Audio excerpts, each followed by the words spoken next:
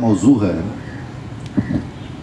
جس میں قیامت تک اضافہ ہی ہوگا ہر اعتبار سے، اس لیے کہ اپنے محبوب سے اللہ نے وعدہ کر رکھا ہے وَرَفَعْنَا لَكَ ذِكْرَكَ۔ وَرَفَعْنَا کا یہ مطلب نہیں ہے کہ جتنا ہم نے ذکر آپ کا بلند کرنا تھا اتنا بلند کر دیا، بلکہ یہ ہے کہ ہم کرتے رہیں گے قیامت تک اور اس کے بعد تک۔ اس کی دلیل یہ ہے کہ رسول اللہ صلی اللہ علیہ وآلہ وسلم سے عرض کیا گیا کہ اللہ نے فرمایا ہے کہ آپ کی اگر کوئی کوتاہیاں خامیاں تھیں بھی تو معاف ہیں، اور آپ پاک اور صاف اور مطہر ہیں اور معصوم ہیں، تو آپ اتنی زیادہ عبادت کرتے ہیں۔ 5 نمازیں جو ساری امت پر فرض ہیں، رسول کریم صلی اللہ علیہ وآلہ وسلم بالعموم 7 نمازیں پڑھا کرتے تھے، تہجد بھی اور چاشت بھی اور کبھی کبھی اوابین بھی۔ بڑا آسان لگتا ہے مسلمان کہلانا یا بننا، یا ایک مسلمانوں کے گھر میں پیدا ہو جانا اور رسمی طور پر مسلمان ہونا۔ تو خیر، اللہ کے رسول صلی اللہ علیہ وآلہ وسلم سے کہا گیا کہ آپ اتنی کثرت سے عبادت فرماتے ہیں، تو آپ نے فرمایا کہ اللہ مجھ پر ہر لمحے ایک نیا کرم کرتا ہے اور میں اس کے نئے لطف و کرم کی عبادت کرتا ہوں شکریہ کے طور، شکرانے کے طور۔ اس کا مطلب یہ ہے کہ جس طرح اللہ نے اپنے لیے فرمایا کل یوم ہوا فی شان، ہر لمحے اور ہر پل اللہ کی ایک نئی شان ہے اور نئی آن ہے اور اس کی جلوہ گری ہے، بعین ہی اسی طرح اس نے اپنے محبوب صلی اللہ علیہ وآلہ وسلم کے ذکر کی بھی یہی شان رکھی ہے۔ سبحان اللہ۔ یہ اس لیے بھی ضروری تھا کہ اگر آپ اسوہ حسنہ ہیں اور نمونہ کامل ہیں تمام انسانیت کے لیے، تو تمام انسانیت کے لیے قیامت تک، چونکہ آپ خاتم النبیین ہیں اور اللہ کی جو کتاب ہے وہ آخری وحی الہی ہے، تو اس میں کسی بھی مرتبے کا رک جانا یا کسی بھی حیثیت کا منقطع ہو جانا خلاف عقل ہے۔ یعنی حیران کن بات ہے، آپ دیکھیے کہ وہ ایک ہستی ایسی ہیں کہ وہ مدار ایمان ہے، جان ایمان ہے، ان کے دیکھنے سے قبلہ بدل جاتا ہے۔ سبحان اللہ۔ ایک نظر دیکھیں، ابھی حرف مدعا زبان پر نہ آئے تو قبلہ بدل جاتا ہے۔ سبحان اللہ۔ علامہ اقبال جو فلسفی بھی ہیں، مفکر بھی ہیں، وکیل بھی ہیں، اور ہمارا سب سے بڑا فکری استعارہ ہے اس صدی کا اور کئی صدیوں کا، انہوں نے بڑی خوبصورت بات کی کہ یا رسول اللہ صلی اللہ علیہ وسلم، آپ نے فرمایا کہ کعبے کی طرف جاؤ، بیت اللہ کی طرف جاؤ تو ہم جاتے ہیں، ورنہ تو ہمارا سب کچھ آپ ہی ہیں۔ سبحان اللہ۔ اب آپ سوچئے سبحان اللہ۔ کہ ایک آدمی جس نے یورپ میں پڑھا اور پڑھا بھی فلسفہ اور اپنے زمانے کے بہترین فلسفیوں سے پڑھا، اس کی زندگی کا نچوڑ کیا ہے جو اس نے آخر میں نکالا۔ سبحان اللہ۔ اور حضرت عمر کا یاد آتا ہے واقعہ، جو جب بھی چومتے تھے حجر الاسود کو تو کہتے تھے اے سیاہ پتھر، میں جانتا ہوں تو پتھر ہے، تجھے چومے بغیر میں نہیں رہ سکتا، میرے مصطفیٰ نے تمہیں چوما ہے۔ سبحان اللہ۔ تو سارا معاملہ ان نسبتوں کا ہے۔ رسول اللہ صلی اللہ علیہ وسلم کا جو ذکر ہے، آپ کی جو سیرت ہے، آپ کا اسوہ ہے، اس کے ایسے سمجھنے کے لیے مختصر سے وقت میں یہ عرض کروں گا کہ 5 بڑے حصوں میں تقسیم کرتے ہیں ہمارے علماء۔ ایک تو آپ کے شمائل ہیں۔ شمائل ہوتے ہیں کہ ظاہری خوبیاں کیا ہیں، قد قامت کیسا ہے، حلیہ کیسا ہے، شکل و صورت کیسی ہے، چال ڈھال کیسی ہے۔ رسول اللہ کے بارے میں یہ جو باب شمائل ہے یا بیان شمائل ہے، اس کو بھی جزو ایمان سمجھیے گا۔ سبحان اللہ۔ رسول اللہ کی زلفوں کی تعریف کرنا جزو ایمان ہے، آپ کے چہرے انور کا ذکر کرنا جزو ایمان ہے۔ سبحان اللہ۔ ہمارے ہاں ایک رسم ختم ہو گئی، عثمانی ترکوں کے دور میں تھی، وہ یہ تھی کہ رسول اللہ صلی اللہ علیہ وسلم کے ظاہری حلیہ مبارک کے بارے میں کچھ حدیثیں ہیں، جن میں سے ایک امیر المومنین حضرت علی کرم اللہ وجہ الکریم سے روایت ہے، اور ایک خاتون ام معبد سے۔ اس کو کہا جاتا ہے حلیہ، ترک اس کو حلیہ کہتے ہیں۔ تو 300-400 سال پورے عالم اسلام میں یہ حدیثیں بہت خوبصورت کیلیگرافی کے ساتھ، بہت اچھے ڈیزائنوں کے ساتھ منقش کر کے گھروں میں موجود ہوتی تھی حلیہ شریف کے نام سے۔ سبحان اللہ، اس کی موجودگی خیر و برکت کا باعث گنی جاتی تھی۔ بے شک، اور ترکی میں آپ کے دوست احباب ہوں گے، میرے وہاں بہت سارے دوست ہیں، ان میں سے بہت سارے لادین ہیں۔ جو لادین ہیں ان کے گھر میں بھی حلیہ موجود ہوگا۔ سبحان اللہ، وہ کہتے ہیں یہ ہماری ثقافت ہے، ہم چونکہ نسل در نسل مسلمان پیدا ہوئے ہیں تو اس کو نہ دیکھیں تو ہماری آنکھوں کو ٹھنڈک نہیں پہنچتی۔ اچھا، اس سے امید کی جا سکتی ہے ان کے حسن خاتمہ کی۔ چنانچہ ایک اعتراض یہ کیا جاتا ہے کہ نہ تو میں رسول اللہ صلی اللہ علیہ وسلم کے اعضاء مبارک کا ذکر کیا جاتا ہے، اس کی مدح و ستائش کی جاتی ہے، تو اس کی ضرورت نہیں ہے۔ ایک خاص طبقہ ہے جس کا یہ کہنا ہے کہ اصل چیز تو تعلیمات ہیں اور اخلاقیات پر زور دینا ہے۔ کسی بھی حقیقت کو یا کسی بھی اعتقاد کو یا کسی بھی نظریے کو کاٹ کر مختلف حصوں میں نہیں لینا چاہیے۔ خدا نے بھی کہا ہے ادخلوا فی السلم کافہ، اسلام میں آنا ہے تو پورے کے پورے آؤ۔ ایسا نہیں ہے کہ جہاں اچھا لگے وہاں آ جاؤ اور جہاں اچھا نہ لگے وہاں نہ آؤ، یہ چوائس نہیں ہے۔ تو کوئی مسلمان ایسا نہیں ہے جسے رسول اللہ صلی اللہ علیہ وسلم کے حلیہ مبارک آپ کے جسم اطہر سے محبت نہ ہو اور اس کے ذکر کو وہ عبادت نہ جانے۔ سبحان اللہ، دوسرا حصہ سیرت کا فضائل۔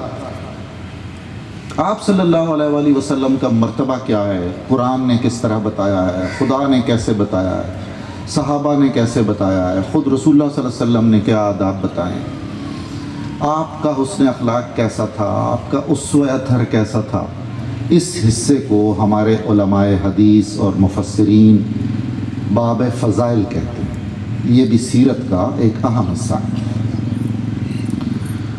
اگلا حصہ اس سے بھی زیادہ اہم ہے، وہ ہے خصائل۔ خصائل ہے، اب فوکس ہو گیا کہ رسول اللہ صلی اللہ علیہ وآلہ وسلم کا اخلاق عالیہ کیسا تھا، اور آپ کسی بھی اپنے ماننے والے کے اخلاق اور کردار کو کس طرح کا چاہتے تھے۔ آپ نے کیا فضیلتیں بتائی ہیں مختلف انسانی صفتوں کی، اور جو انسانوں میں خرابیاں ہوتی ہیں ان کو رسول اللہ صلی اللہ علیہ وسلم نے کس طرح کنڈیم کیا ہے۔ یہ ہے، اس کو کہا جاتا ہے باب خصائل۔ اور اس کے بعد ایک ہے اگلا حصہ، وہ ہے حقوق و فرائض۔ اللہ کے رسول اور آپ کی آل اطہار کے اور آپ کے خانوادے کے اور آپ کے اصحاب کے امت پر کیا حقوق ہیں اور فرائض کیا ہیں امت کے، یہ ساری چیزیں دیکھ لیں، شمائل دیکھ لیے، اس کے بعد خصائل دیکھ لیے، باب فضائل بھی پڑھ لیا، اس کے بعد کچھ کرنے کا کام بھی تو ہونا چاہیے نا۔ یہاں وہ ہے جہاں ہم انڈر کویسچن ہوں گے کہ جو کچھ ہم نے پڑھا، سیکھا، سنا، سمجھا، محبت سے رسول اللہ صلی اللہ علیہ وسلم کی ذات سے اور آپ کی تعلیمات سے، اس کا کتنا ریفلیکشن ہے ہماری شخصیات میں۔ آپ 1 گھنٹہ کسی معطر کمرے میں بیٹھے رہیں تو باہر نکلیں گے تو 2-3 گھنٹے لوگوں کو پتہ چلے گا کسی خوشبودار کمرے سے نکل کے آیا۔ میری عمر 60 سال ہونے والی ہے، میں اگر شب و روز اللہ کے رسول کا نام لیتا ہوں اور مجھ سے مل کے آپ کو ذرا بھر بھی یہ احساس نہ ہو کہ اس پر بھی اللہ کے رسول کے احکام کا کچھ اثر ہے تو افسوس ہے مجھ پر۔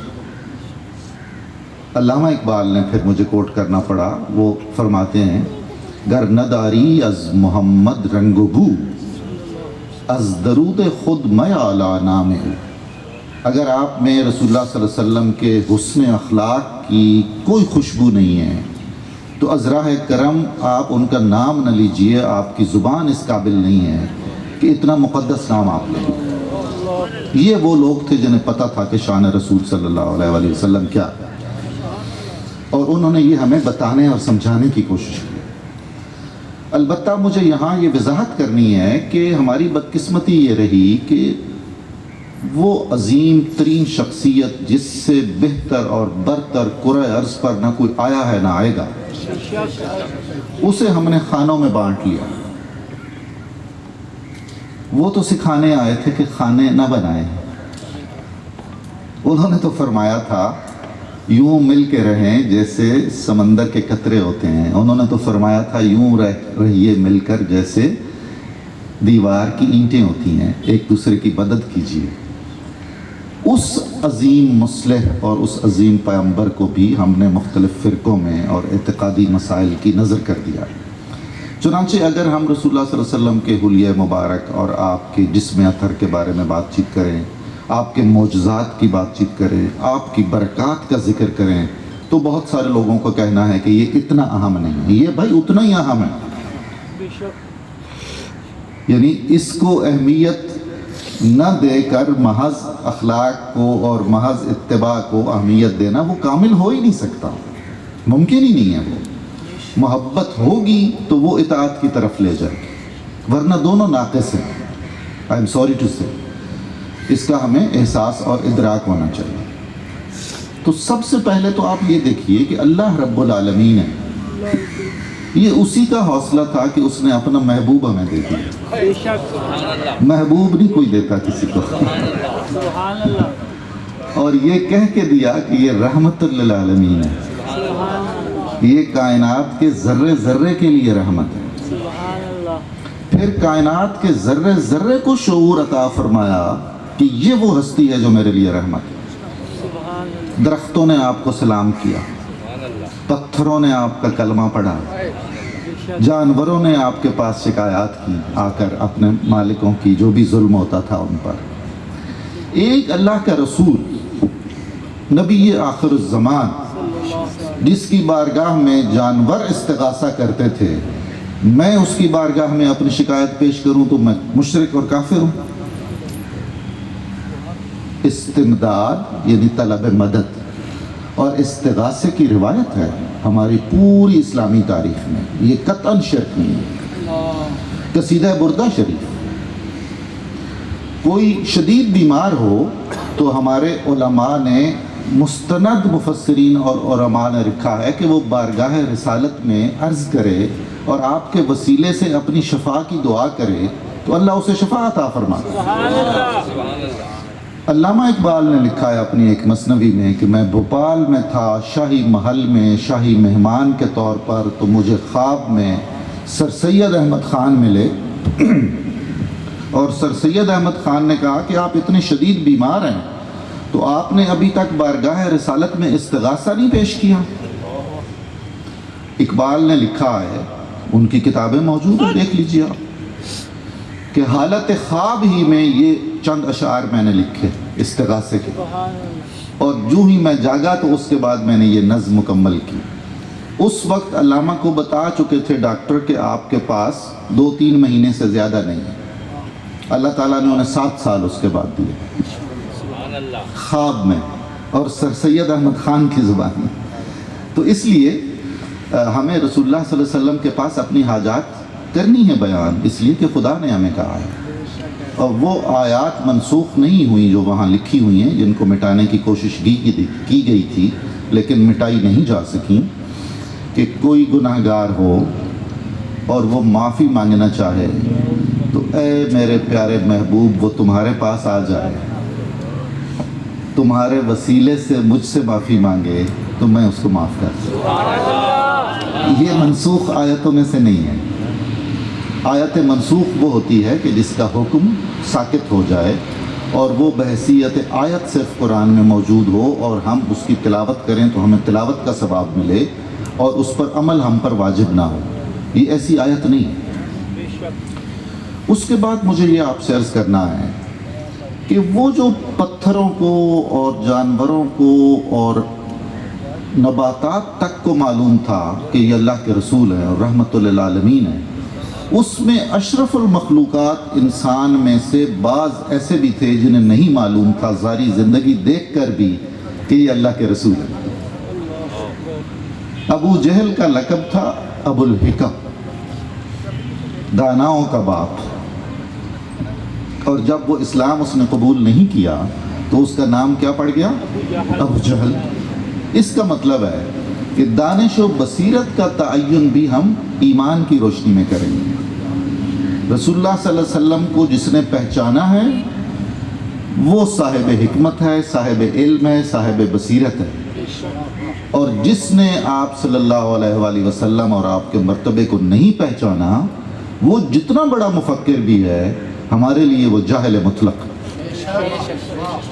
چنانچہ ہمارے لیے دین اور دنیا دونوں میں قیامت تک اور قیامت کے بعد تک رسول اللہ صلی اللہ علیہ وسلم اسوہ ہیں، آئیڈیا، واحد نمونہ تقلید۔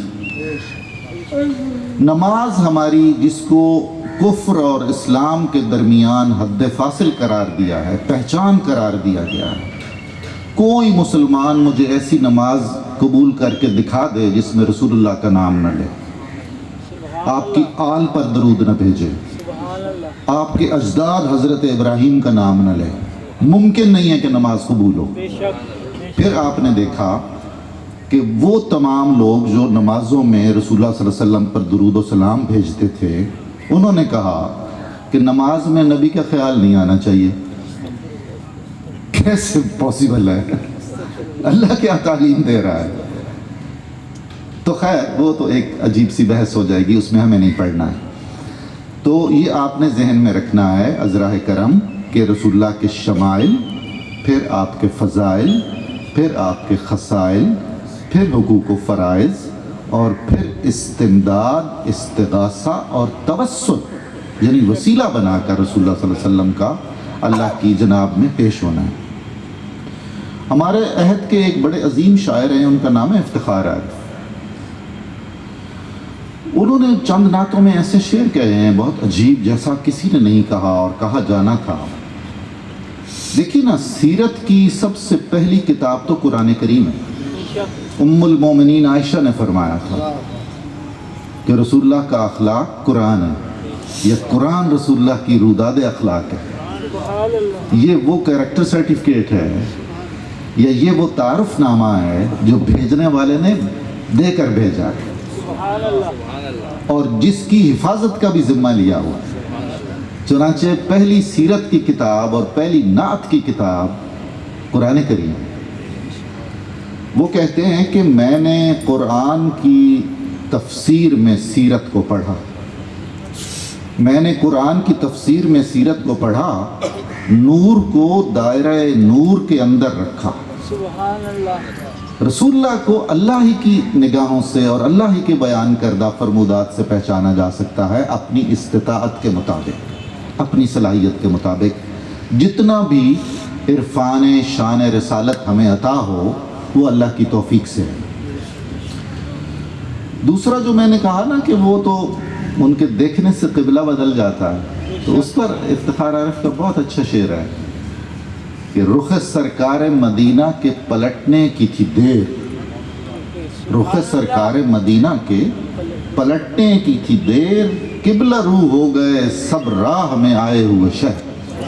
اب قبلہ ادھر ہے جدھر مصطفیٰ نے دیکھا ہے، وہ قبلہ ہے۔ سبحان اللہ۔ رسول اللہ صلی اللہ علیہ وسلم، آپ اگر قرآن کریم ہی پڑھیں تو آپ کو کئی مقامات پر ایسا لگے گا کہ ابھی خیال، ایک خواہش پیدا ہوئی ہے رسول اللہ کے دل میں اور اللہ تعالیٰ نے اس کا اپروول بھیج دیا۔ سبحان اللہ۔ یہ بھی شان ربوبیت نے پسند نہیں کیا کہ میرے محبوب کو ہاتھ اٹھانے پڑے۔ اچھا، ایک طرف یہ صورت ہے، دوسری طرف یہ صورت ہے کہ آپ نے ہاتھ اٹھائے کثرت سے، جن میں ایک سب سے بڑا موضوع جس پر رسول اللہ صلی اللہ علیہ وسلم نے سب سے زیادہ دعائیں مانگی ہیں وہ آپ کی اور میری مغفرت کی، امتی امتی۔ تو جو ہستی اپنے محبوب کے دل میں پیدا ہونے والے خیال پر عمل فرما دیتی ہے وہ اس کے اٹھے ہوئے ہاتھوں کی لاج نہیں رکھے گی۔ آخری الفاظ جو رسول اللہ صلی اللہ علیہ وسلم ظاہری حیات طیبہ کے ہیں ان میں بھی امت کا مسئلہ ہے۔ آپ صلی اللہ علیہ وسلم کی رحمت کا کیا حال ہے کہ آپ نے فرمایا کہ میری شفاعت ہے اپنی امت کے ان لوگوں کے لیے جن سے گناہ کبیرہ ہو جاتے ہیں۔ سبحان اب امت پر یہ فرض عائد ہوتا ہے کہ وہ اس حکم کی روشنی میں گناہ کبیرہ کثرت سے کرتی ہی نہ رہے، یہ ضرور سمجھے کہ انہوں نے اپنے لطف و کرم سے ہمارے لیے ایک شجر سایہ دار شفاعت لگایا ہوا ہے، سبحان جس کے سائے میں ہم قہر الہی کی دھوپ سے بچ جائیں گے۔ لیکن ہماری ذمہ داری کیا ہے کہ ہم اس اسوے کے قریب تر ہو جائیں، ان نقوش قدم کے پیچھے پیچھے چلیں کہ اسی میں ہماری فوز و فلاح دین و دنیا ہے۔ رسول اللہ صلی اللہ علیہ وسلم ایسا معیار ہے، مطلب حق اور باطل کا تعین آپ صلی اللہ علیہ وسلم کی ذات۔ ہمیں تو نہیں معلوم تھا خدا کون ہے اور خدا کی کیا صفات ہیں، ہمیں نہیں معلوم تھا کہ بیت اللہ اللہ کا گھر ہے جو روئے زمین پہ سب سے پہلے بنایا گیا تھا۔ ہم نے ایک آدمی پہ اعتبار کیا جو اس قابل تھا کہ اس پر اعتبار کیا جائے۔ بے شک بے شک تو بنیادی ترازو، بنیادی میزان رسول اللہ ہے، جو وہ کہیں گے وہ صحیح ہے، بے شک اور یہ وہ صفت ہے جو ان کے دشمن بھی مانتے تھے۔ بے شک آپ کو معلوم ہے صادق اور امین کہتے تھے، تو اس صادق اور امین کا ہم پر بہت حق ہے، ہم پر بہت فرائض ہیں ان کے، جن میں سب سے ادنا حق یہ ہے جو اللہ نے بتایا ہوا ہے۔ آپ اندازہ کریں نا کہ خدا کو کیا پڑی ہے یہ کہنے کی کہ بھائی میرے رسول صلی اللہ علیہ وآلہ وسلم کو اس طرح نہ بلایا کرو جس طرح تم آپس میں ایک دوسرے کو بلاتے ہو۔ سبحان اللہ کتنی لطیف بات ہے، یہ مجھے نہیں پسند۔ اللہ نے کہا میرے رسول کو گھر کے باہر سے اونچی آواز میں نہ بلایا کرو۔ کیا کوئی اور آپ مجھے مثال دیجئے جس ہستی کا پروٹوکول شکوار اللہ نے یوں متعین کر کے بھیجا ہو۔ سبحان اللہ اس کو ترتیب دے کے دیکھ لیجئے کہ کس طرح ہم اس پر عمل کرتے ہیں یا عمل نہیں کرتے ہیں۔ اللہ تو کرے گا نا اس پر عمل، جس نے خود حکم دیا ہوا اور اس کے فرشتے کرتے ہیں۔ اچھا جناب، دوسرا یہ کہ رسول اللہ صلی اللہ علیہ وسلم کے سامنے اونچا نہ بولو، آپ کی آواز مبارک سے اونچی آواز نہ ہو آپ کی۔ یہ وہ بنیادی ایتھکس ہیں، یہ وہ بنیادی کوڈ آف لائف ہے جو رسول اللہ صلی اللہ علیہ وسلم کی پریزنس میں، آپ کے حضور میں، آپ کی موجودگی میں ہونا چاہیے۔ اور صوفیاء تو کہتے ہیں کہ یہ کوڈ قیامت تک ہے، ایسا نہیں ہے کہ یہ صرف ان 63 سالوں کے لیے تھا یا ان 13 سالوں کے لیے تھا۔ اور وہاں یہ فرمایا گیا کہ اگر آواز اونچی ہو گئی تو خطرہ ہے کہ تمہارا ایمان ضائع ہو جائے گا۔ جو اونچی آواز والا ہے اس کا کوئی نیت بھی نہیں ہے، خیال بھی نہیں ہے گستاخی کا یا کوئی بے ادبی کرنے کا، لیکن اللہ نے پہلے ہی وارن کر دیا ہے کہ محض بے دھیانی میں بھی آواز اونچی ہو گئی تو ایمان۔ ایک صحابی تھے، ان کی آواز بہت اونچی تھی، وہ اس آیت کے نازل ہونے کے بعد مدینہ چھوڑ کے چلے گئے کہ جی میں تو دنیا کا نہیں رہوں گا، میں ویسے ہی اونچا بولتا ہوں، کبھی آمنا سامنا ہو گیا تو میں تو گیا دونوں جہان سے۔ پھر رسول اللہ صلی اللہ علیہ وسلم نے ان کو طلب فرمایا اور تسلی دی اور کہا کوئی مسئلہ نہیں ہے۔ تو عرض کرنے کا مطلب یہ ہے کہ ایک ایسی، یہ سارے لفظ جو ہم رسول اللہ کی تعریف میں اور آپ کی شان میں بیان کرتے ہیں یہ حقیر ہے، ان لفظوں کی اپنی لیمیٹیشنز ہیں، اور رسول اللہ کی شان ماورائے حدود ہے، جس طرح ان کا خالق ماورائے حدود ہے، اور جس طرح حق ادا نہیں ہو سکتا اللہ تعالیٰ کی حمد و ثنا کا، اسی طرح ہم حق نہیں ادا کر سکتے رسول اللہ صلی اللہ علیہ وسلم کی نعت کا اور آپ کی سیرت کا اور آپ کے اسوے کے بیان کا۔ حضرت علی نے فرمایا کہ جہاں نیک لوگوں کا ذکر ہو رہا ہو وہاں اللہ کی رحمت نازل ہوتی ہے، جہاں اس کا ذکر ہو رہا ہو جس کی وجہ سے لوگ نیک بنتے ہیں، یعنی کہ رسول اللہ صلی اللہ علیہ وسلم، تو وہاں رحمت تو چھوٹی سی چیز ہوگی نا جس نے نازل ہونا ہے۔ صوفیاء جو ہیں وہ عاشق ہیں اور اطاعت کرنے والے عاشق ہیں۔ وہ کہتے ہیں کہ بھئی ٹھیک ہے، لیلۃ القدر سارے آنکھوں پہ، جس میں روح الامین بھی آتے ہیں اور فرشتے بھی آتے ہیں اور حتیٰ مطلع الفجر، तो वो कहते हैं हमारी तो और भी लैलतुल कद्र है, सुभान अल्लाह, जिस दिन वो आया था जो साहिब कुरान है।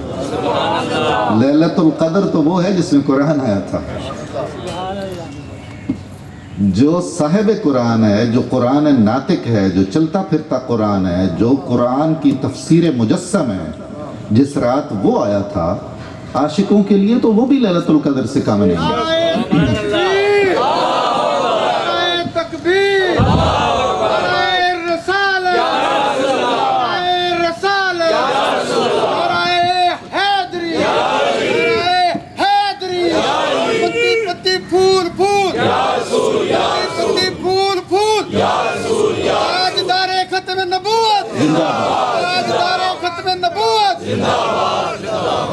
जनाब, तो इसी तरह फरमाया गया कि रसूलुल्लाह सल्लल्लाहु अलैहि वसल्लम की बेइज्जत एक वाहिद ऐसा गैर मामूली काम है जिस पर अल्लाह ताला ने एहसान जताया।